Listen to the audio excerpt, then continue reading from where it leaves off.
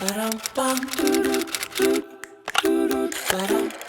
friend, and welcome back. Today I want to talk about 20 reasons your house may still look cluttered since decluttering about 85% of our family's possessions. I've definitely learned some things along the way and enjoyed living a lot more clutter-free life. This video is actually a follow-up to another video that I made talking about 20 other things that makes your home look cluttered. So I will leave that in the cards if you'd like to check that out. But today, let's talk about some different things that you can do to make your home feel clutter-free, because I think we all really do want that. Thank you for being here, and if you enjoyed this video, I would love it if you click subscribe. Let's hop right in. All right, the first one seems kind of obvious, but I have to say it because this is potentially the greatest contributor to a home looking really cluttered, and that is you haven't decluttered enough. I know, it's like so obvious, but seriously, if your home is still feeling like it's really full, it's not calm, it's not a relaxing space, you might not have gotten rid of enough. And a good way to tell is after you've cleaned everything and your home is picked up, if it still feels cluttered, if it still feels like it's messy and you're like, I just cleaned, that means you probably haven't decluttered enough stuff. So declutter until you are comfortable and then try and maintain from there. But I think that is the biggest thing that obviously contributes to clutter, is having too much, and not only stuff that's sitting out, but stuff behind closed doors as well. All right, the next thing contributing to a cluttered looking space is having too much on the walls. For the longest time, I felt like bare walls were not cute. I felt like they were kind of glaring at me. It looked boring. I didn't really feel like that was a cozy space if there was too much white or too much bare on the wall. But guys, having too much on the wall can have the opposite effect. It's the opposite of boring. It's overwhelming. It looks very cluttered. Not all of my walls are bare. I pick a few walls to hang decor pieces on, and then the rest I balance out by having nothing on it. And this is a place for your eye to rest, and it really, really helps open up the space. And I've said this many times, but it makes your home feel like it's able to breathe, it's not suffocating, and therefore you're not. So I love not cluttering walls. Also, having a bunch of little decor pieces, little knick-knacky things, can really, really add to a cluttered looking space.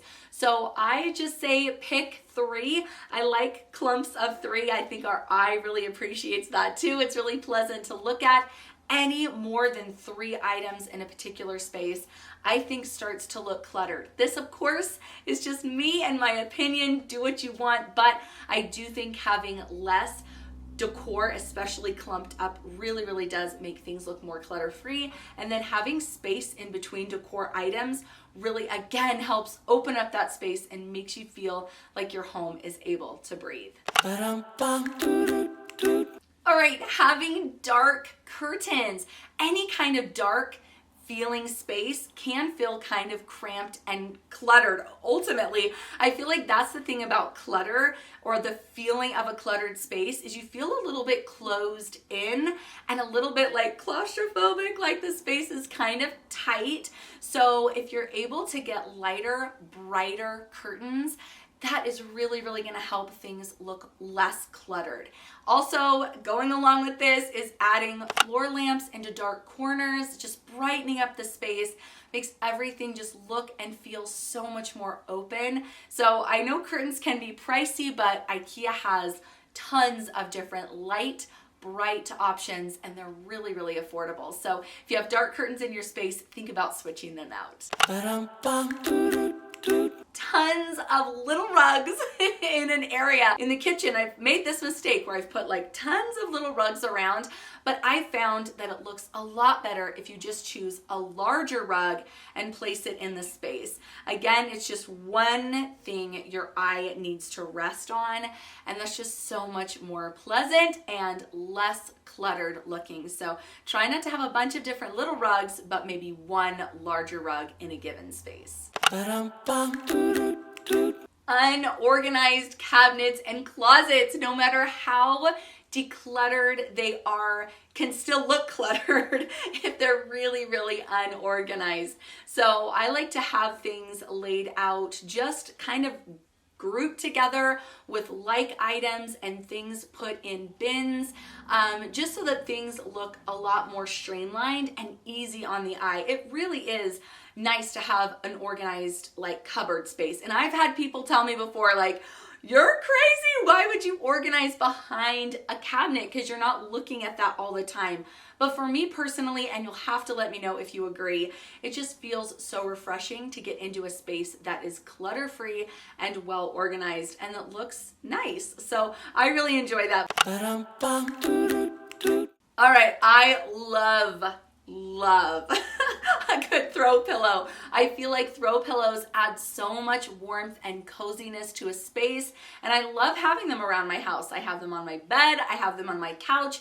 Oh, I just think they're so pretty and so comfortable. But having too many can definitely make the space look cluttered, especially if you have a bunch of different patterns and textures and colors. So just stick with a handful, whatever you're comfortable with, and then try and have some of these pillows be neutral, solid colors. It still looks cozy, it still looks inviting and warm and homey without looking cluttered. But let me know, this is such a controversial one. Are you team throw pillow or not? My husband thinks they're ridiculous. I think they're amazing. So everybody's gonna have a different opinion on this, but I think throw pillows are gorgeous as long as you don't overdo it. So I talked about having the spaces behind the door, the cabinet, whatever it is, organized and decluttered. And specifically, I really feel like having fewer mugs and having matching dishes can really help your dish cupboard look so much less cluttered. And I used to have colored dishes. I used to have a mixture of color, different colors, and it did look kind of cluttered. So I just went with these white plates from the dollar store. You do not have to spend a fortune to make these things happen in your space, like not at all. So the dollar store has white dishes. I think they're perfect if you're wanting a really streamlined, less cluttered looking kitchen space and kitchen cabinet. Something that can make your pantry look really cluttered is if you get home from the grocery store and just stick the bag of food in the pantry. You're like, this is cereal, this is pasta, it goes in the pantry anyway, I'm just gonna stick the bag in here. That can actually end up making the space look really, really cluttered. Not to mention, it's harder to find things. So trying not to keep things in the bag is really, really gonna help cut down on the visual clutter in your space. And then going even farther than that, as much as you can take out of boxes and containers with pictures and writing, the better. Don't stress yourself out. If this isn't something you want to do, forget it. But I like to store things in mason jars. They're, again, really affordable and just look really nice inside the pantry. Another thing that can make your space look really cluttered is having the entryway of your home be kind of a drop-off area where kids throw their backpacks or take off their coats and kick off their shoes. Kind of having the entryway be a dumping ground can really look cluttered, especially when you first walk in the door. So try and have a really organized or specific place where things go, like coats, shoes, and backpacks, so that your entryway doesn't become the dumping ground. Maybe you have a few hooks in the garage. That's what we've done because we don't have a mudroom. This is really nice because now people don't dump their things in the entryway, and my entryway can stay clutter-free. So try and like hang up little hooks, install them in your coat closet for backpacks and stuff like that. Get creative with your space, but try not to let your entryway itself become a dumping zone. Get rid of kids' toys. Toys are such a huge contributor to clutter. At least they have been in my life. In fact, when we moved from our old townhouse into this house, we completely eliminated a bedroom that was acting as our toy room. We got rid of so many toys, enough toys that we didn't need a toy room anymore. And then we simplified even farther and only have a select number of toys in the kids' bedrooms and then a little area of toys in the main living space. So I say cut down the toys. It cuts down the clutter like you wouldn't believe. And then trying not to have toys with too many little pieces can be super, super helpful, because when these get dumped out, you know it's a nightmare.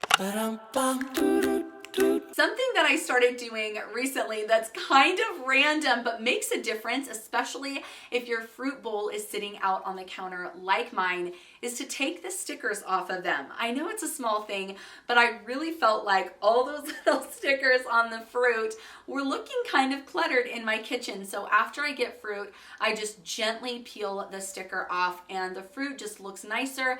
That way it's ready to eat. We've accidentally eaten a couple stickers before. It just really makes things look a lot more streamlined. Again, it's a tiny little thing, but sometimes little things make a big difference, and I really, really like this hack. All right, I talked about this as it related to like throw pillows and even throw blankets where you have tons of colors and patterns.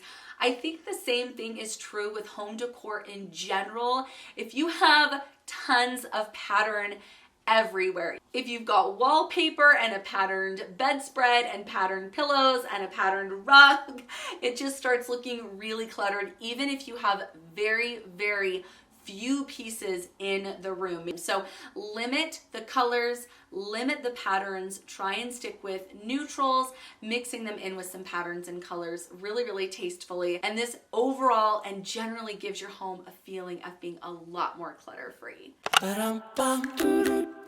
Having mismatched storage bins can make a space look really cluttered. Again, even if it's organized, it can look really, really cluttered. So instead of going out and buying a whole new set of organization bins, I say spray paint them to match. I love white. I think it looks so beautiful and it goes anywhere. Bathroom, kitchen, coat closet. White goes anywhere in the home and looks really, really nice. So I love this concept. Don't buy anything new, just go and spray paint the bins you already have. And I think baskets also look gorgeous in a space. This natural wood, oh, it's so, so beautiful. And you can mix this, like if you have white bins and then a natural colored basket, looks so, so pretty and very clutter-free. All right, we have had the problem of the roaming remote for years and years. Always our remote was either sitting out on the couch or underneath the couch because it had gotten kicked under there, or it was sitting on top of a coffee table or stuffed into a little organization bin, but still kind of looking cluttered, looking messy. And so something that I did that has made a huge difference is I just put Velcro on the sides of my remote and the sides of my TV, and we just have the remotes stuck to the TV. Guys, this is so, so awesome. It is just amazing for living a little bit more clutter-free because, again, the remote isn't roaming and then we lose it so much less often. We all know that we just stick the remote back on the TV when we're done with it. So if you don't do anything else from today's video suggestions, definitely do this one. This is one of my favorite hacks ever. If you're trying to live more clutter-free, you might want to cut down on the amount of pictures, family pictures, photos with people in them down. And something that you can do is just keep rotating them. So I've even kept pictures behind other pictures, and then I'll switch them to the front, switch them to the front. That way you can enjoy all the memories without having too many photo frames out at once. So let me know in a comment, are you somebody who really enjoys having a lot of family photos around the house, or are you a little bit more like me who enjoys it but you don't like having tons? I don't know. Which one are you? Both I can see the value in, and I don't think there's anything wrong with being either one. But again, if you're trying to cut down on clutter, that's just an idea. Just like trying to have your dishes in the kitchen match. I also think this goes with bath linens. I love having my towels match. We actually have two different colors. We have blue for the kids and white for my husband and myself. But it's really nice not to have a bunch of different patterns and colors. And again, do not run out and buy a whole new set. But as towels get old and tired and stained and worn, you can just start replacing them with something maybe really neutral, really solid, so you know in a few months it will still be there when you go to buy another one. So you can slowly build your collection of matching towels, matching linens. I think this makes the house look really, really beautiful. The front of the fridge. Try and clear off the front of your fridge. Don't have too many items, too many pieces of artwork, too many magnets, because this just makes your kitchen in general, especially because the fridge is such a large surface area, and if it's just covered in all these little things, it can really be a lot of clutter. So try having things only on the side of the fridge or not on the fridge at all. I've really enjoyed having a really clean looking fridge. It's really helped the kitchen feel a lot more clutter-free. What was your favorite clutter-free tip from today? I'm excited to hear what you're going to be implementing in your own home. Again, please subscribe on your way out, and I'll catch you soon. Bye.